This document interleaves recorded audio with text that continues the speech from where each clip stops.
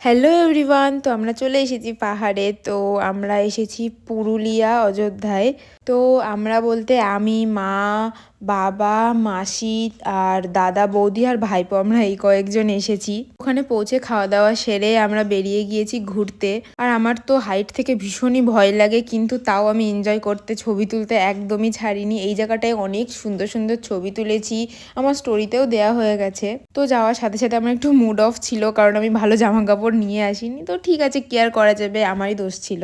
তো এখানে বাবা দাঁড়িয়ে আছে, বাবা আমার আর দাদাকে বারবার ডাকছে উপরে আয় উপরে আয়।